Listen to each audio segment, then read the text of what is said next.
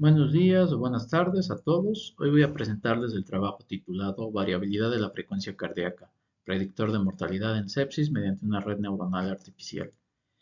Los autores de este trabajo son Gerardo Lugo Torres, adscritos al Centro de Investigación en Computación del Instituto Politécnico Nacional, la doctora Carmen Hernández Cárdenas y el doctor Gustavo Lugo Goitia del Instituto Nacional de Enfermedades Respiratorias, adscritos a la Unidad de Cuidados Intensivos.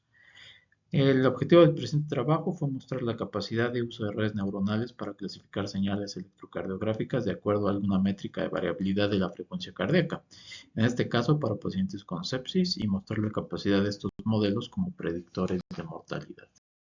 La variabilidad de la frecuencia cardíaca se refiere a la variación en los intervalos de tiempo entre latidos consecutivos, regulada esta por el sistema nervioso autónomo.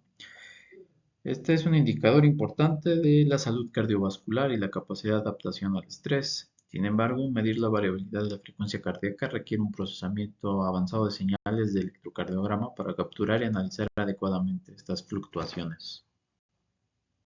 La variabilidad de la frecuencia no es solo un marcador de salud cardíaca, sino también de salud general. Una variabilidad de frecuencia cardíaca alta sugiere una mayor capacidad de adaptación al estrés, mientras que una variabilidad baja se asocia con enfermedades como insuficiencia cardíaca, diabetes y trastornos mentales.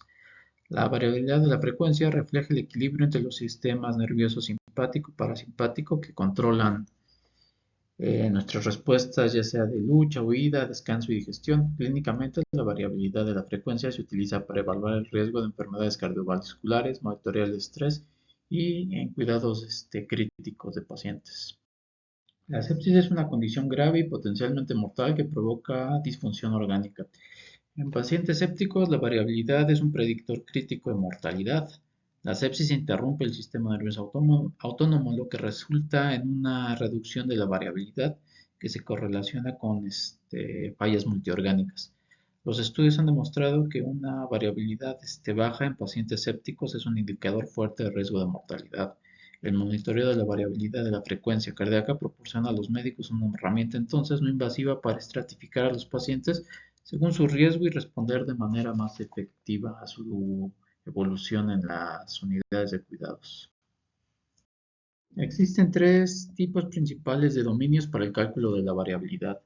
Estos son el dominio temporal, el dominio de la frecuencia y los dominios no lineales. Las métricas de dominio temporal, como el SDNN, usado en el presente trabajo, el cual corresponde a la desviación estándar de todos los intervalos RR de la señal, y el RMSSD, miden los intervalos entre latidos. Las métricas de dominio de frecuencia, como las potencias de baja frecuencia, LF, y alta frecuencia, HF, analizan los componentes de frecuencia de la variabilidad de la frecuencia para proporcionar información sobre el equilibrio simpático y parasimpático, mientras que las métricas no lineales, como la entropía aproximada, capturan la complejidad de la dinámica de los latidos cardíacos.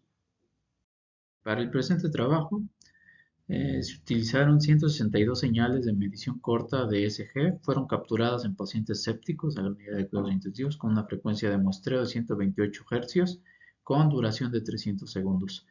Se utilizó como hardware de captura un sensor de señales ECG AD8232, ECG Heart Pulse Module, y las mediciones fueron validadas de manera simultánea con las mediciones del monitor médico General Electric EarthScape B650.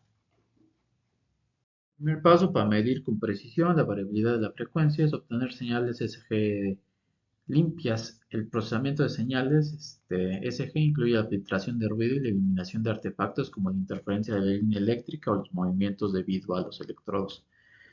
Comenzamos utilizando un filtro pasabajas notch de orden para atenuar el artefacto de línea base, principalmente causado por la respiración y movimiento del paciente, con una frecuencia de corte de passband de 0.5 Hz y un stop band de atenuación de 20 decibeles.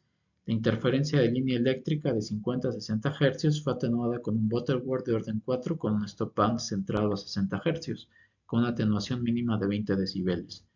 El ruido electromiográfico, el debido a la actividad eléctrica de las fibras musculares, que se encuentra caracterizado por altas frecuencias, se utilizó entonces un filtro de media móvil de orden 8. Finalmente, el ruido de movimiento por por los electrodos entre 1 a 10 Hz se atenuó con un filtro adaptativo. En esta diapositiva se puede ver claramente el procesamiento de una señal muestra. Entra sin filtrar, después se atenúa los artefactos aplicando los filtros y te queda una señal limpia para poder ser analizada.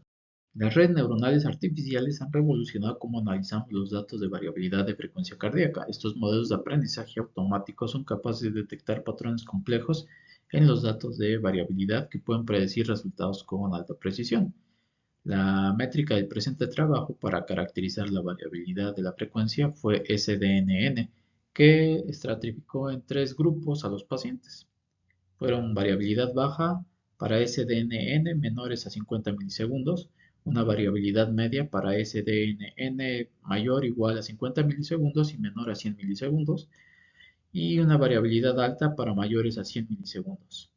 Esta métrica además mostró ser consistente con relación a la mortalidad, ya que el grupo de variabilidad baja fue el que presentó mayor mortalidad y el grupo de variabilidad alta fue el que presentó menor mortalidad.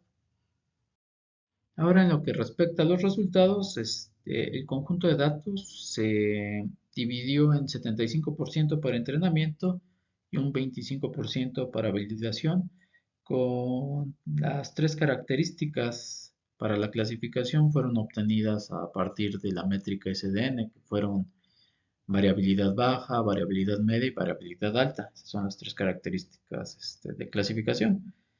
Mediante un optimizador de modelos de redes neuronales, tomando en este caso como criterio el error mínimo de clasificación a 300 épocas de entrenamiento, se escogió el modelo de red neuronal con 3 capas totalmente conectadas, siendo la primera capa de tamaño 130, la segunda capa de tamaño 87 y la tercera capa de tamaño 234. Este modelo tuvo como función de activación la tangente hiperbólica y se obtuvo para el mejor modelo un error mínimo de clasificación de 0.024. El modelo escogido demostró tener un desempeño excelente para clasificar a los 3 grupos.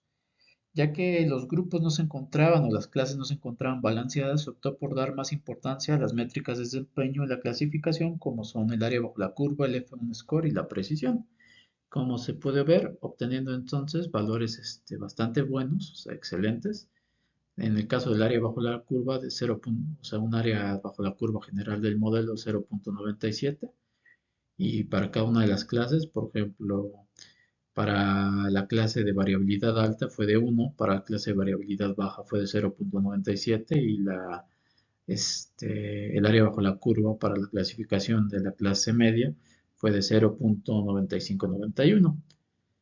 Tomando entonces estas características fáciles de calcular de la señal, como son la media y la varianza de la señal, media y varianza de la primera diferencia y señal, y media y varianza de la transformación logarítmica de la señal, es posible obtener un modelo con un buen desempeño para la métrica de SDNN en pacientes con sepsis que nos permita clasificar adecuadamente a los grupos sin obtener de forma directa el valor de SDNN de cada señal.